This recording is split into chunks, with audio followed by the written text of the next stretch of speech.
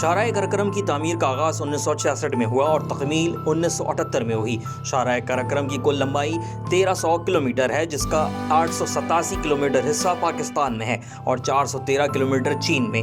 یہ شاہراہ پاکستان میں حسن ابدال سے شروع ہوتی ہے اور ہری پور، ہزارہ، ایبٹ آباد، مانسہرہ، بشام، داسو، چلاس، جگلوٹ، گلگت، ہنزا نگر، سوست اور خنجرآباد سے ہوتی ہوئی چائنا میں کاشغر کے مقام تک جاتی ہے۔ اس سڑک کی تعمیر نے دنیا کو حیران کر دیا کیونکہ ایک عرصے تک دنیا کی بڑی بڑی کمپنیاں یہ کام کرنے سے عاجز رہیں۔ ایک یورپ کی مشہور کمپنی نے تو فضائی سروے کے بعد ہی اس کی تعمیر کو ناممکن قرار دے دیا تھا۔ موسموں کی شدت، شدید برف باری اور لینڈ سلائڈنگ جیسے خطرات کے باوجود اس سڑک کا بنایا جانا بہرحال ایک عجوبہ ہے جسے پاکستان اور چین نے مل کر ممکن بنایا۔ ایک سروے کے مطابق اس کی تعمیر میں 810 پاکستانی اور 82 چینی اپنی جان سے ہاتھ دھو بیٹھے۔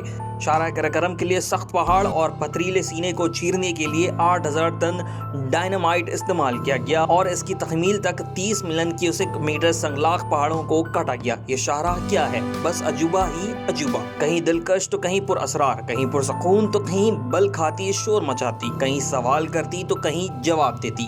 اسی سڑک کے کنارے صدیوں سے بسنے والے لوگوں کی کہانیاں سننے کا تجسس، تو کبھی سڑک کے ساتھ ساتھ پتھروں پر سر پٹکتے دریائے سندھ کی تاریخ جاننے کا تجسس۔ شاہراہ کراکرم کا نقطہ آغاز ضلع ہزارہ میں ہے، جہاں کے ہرے بھرے نظارے اور بارونق وادیاں تھاکوٹ تک آپ کا ساتھ دیتی ہیں۔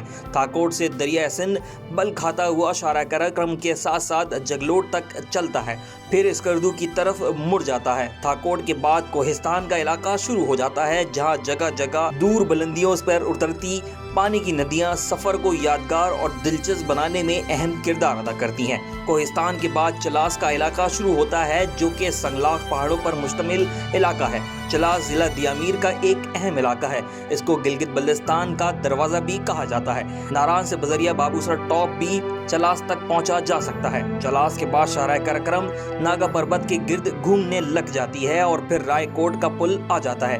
یہ وہی مقام ہے جہاں سے فیری میڈوز اور ناگا پربت بیس کیمپ جانے کے لیے جیپیں کرائے پر ملتی ہیں۔ رائے کوٹ کے بعد ناگا پربت، دریائے سندھ اور شاہراہ کراکرم کا ایک ایسا حسین امتزاج بنتا ہے جو کہ سیاحوں کو کچھ وقت کے لیے خاموش ہونے پر مجبور کر دیتا ہے۔